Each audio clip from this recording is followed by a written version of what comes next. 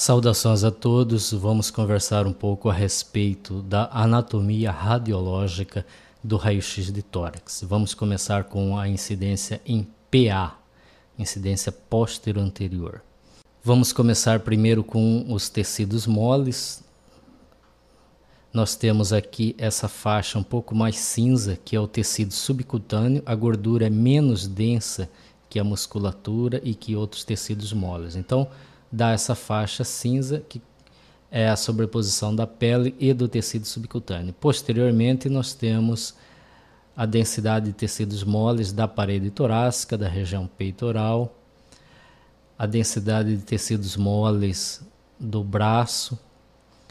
Agora vamos às estruturas ósseas. Temos aqui o úmero, a cabeça do úmero, o colo do úmero, a diáfise do úmero. Do outro lado também. Deste lado temos a escápula, com os ângulos inferior, superior, a borda medial, a borda lateral, a borda superior. Aqui a espinha da escápula, aqui o acrômio e aqui o processo coracoide.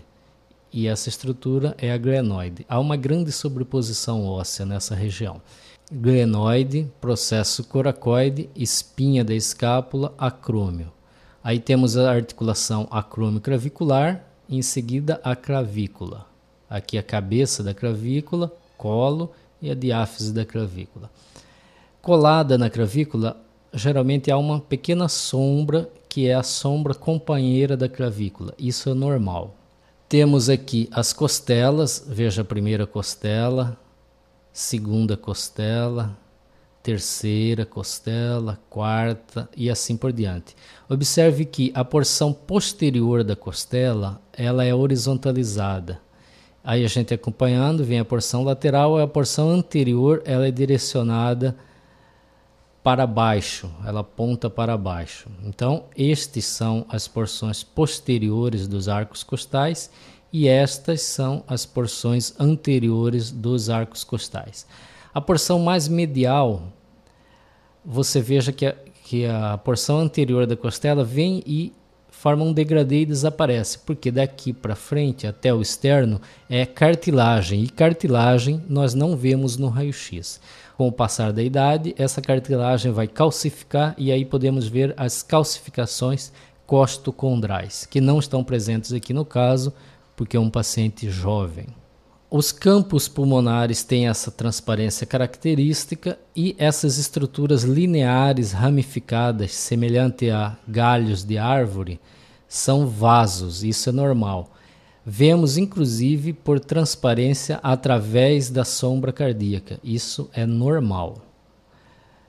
Aqui temos os seios costofrênicos, à direita e à esquerda. Temos o seio cardiofrênico esquerdo e o seio cardiofrênico direito. E aqui o contorno do diafragma. Observe que o contorno do diafragma é nítido. E há um certo degradê de cinza até ele ficar bem branco.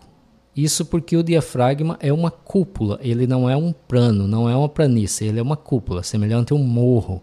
Portanto, aqui tem mais tecidos moles a ser atravessado do que aqui. E isso causa esse degradê.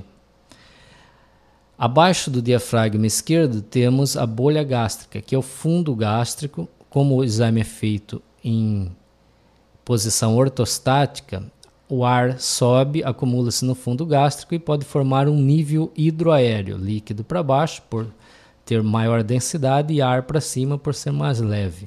E aqui, gás no ângulo esplênico do colo. Observe que o diafragma, apesar dele ser uma estrutura única, no raio-x ele não parece ser contínuo. Veja que o diafragma, a hemicúpula direita para aqui na área cardíaca, a hemicúpula esquerda passa um pouquinho e some. Não há uma aparente continuidade do diafragma. Isso porque o coração toca o diafragma nessa região. E duas estruturas com densidades semelhantes, quer dizer, densidade de tecidos moles, tanto o coração quanto aqui o fígado, quando se tocam, você apaga o contorno que divide essas estruturas. Em relação à silhueta cardíaca, a sombra cardíaca, Esse esquema está muito ilustrativo. Temos aqui veia cava superior, átrio direito, ventrículo direito, átrio esquerdo, artéria pulmonar, né? O tronco da artéria pulmonar. E a aorta.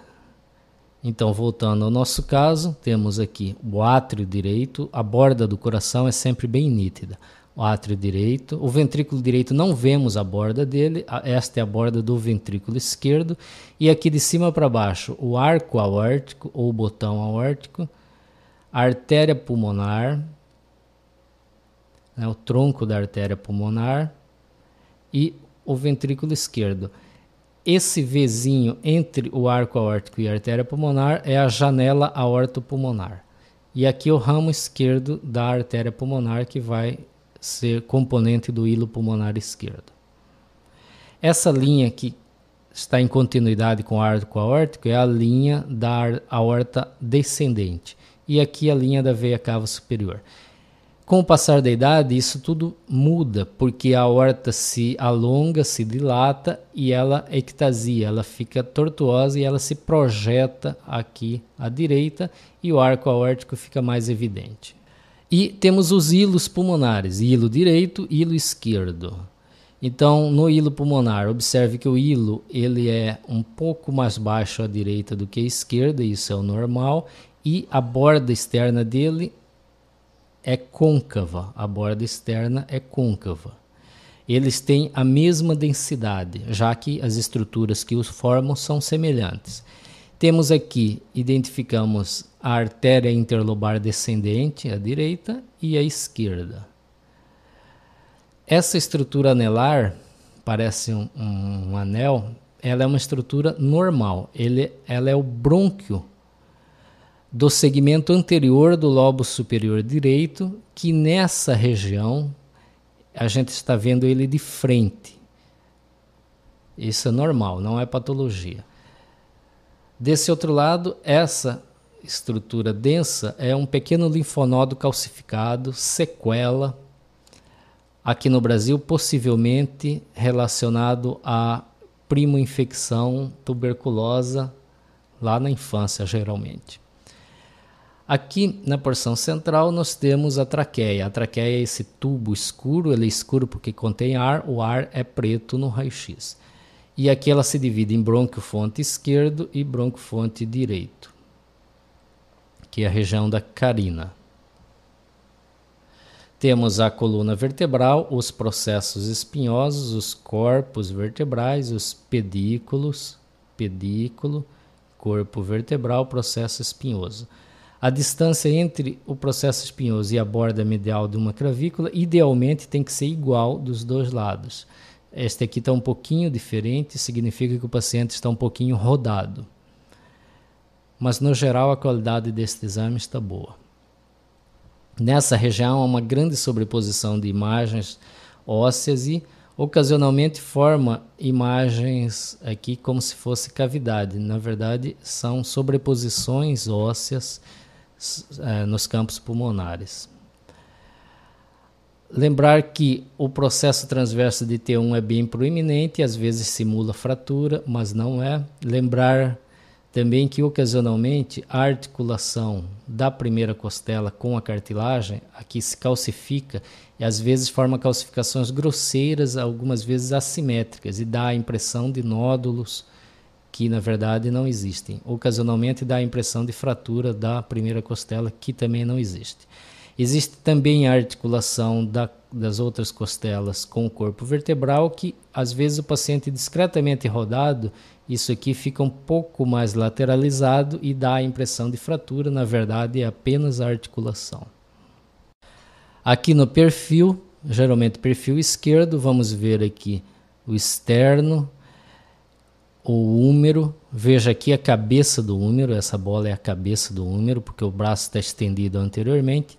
Essas duas densidades são as mangas da blusa ou da camisa desse paciente. Estas duas densidades lineares são as bordas das escápulas. Temos aqui atrás do externo o espaço retroesternal, que é pulmão, portanto deve ser escuro. e ele deve ser semelhante a esse espaço, deve ter a mesma densidade desse espaço que fica atrás do coração e à frente da coluna.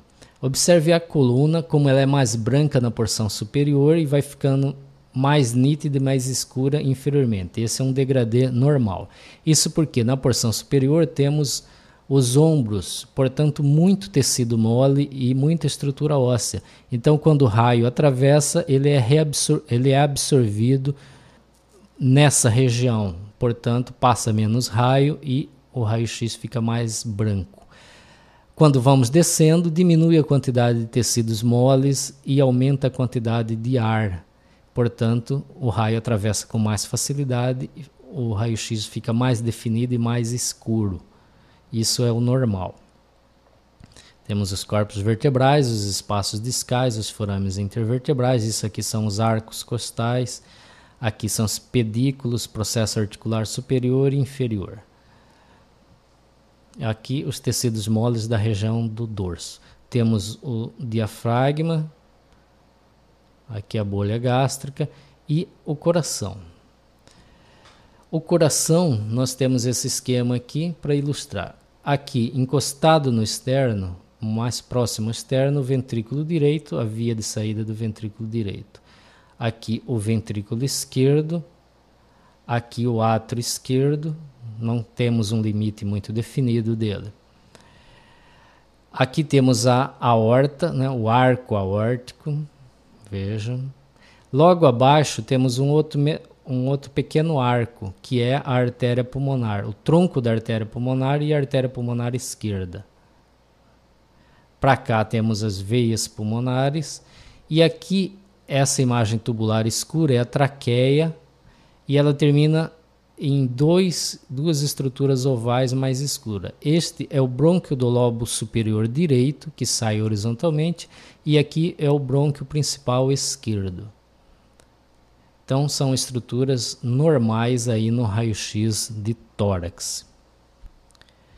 Com isso mostramos as principais estruturas anatômicas no raio-x de tórax. Eu recomendo fortemente este site. Ele tem muita coisa boa, muita coisa importante e em relação ao raio-x de tórax, ele tem mais de 500 imagens consecutivas de raio-x de tórax normal. Porque, na verdade, o normal é bastante variável de paciente para paciente. Paciente mais magro, mais gordo, em decorrência de pequenas alterações do posicionamento e em decorrência da idade. Então, há uma faixa de normalidade.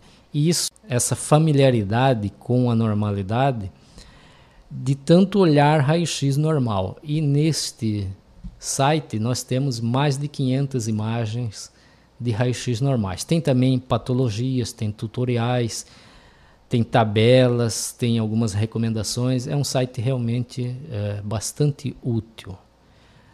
Obrigado, até a próxima.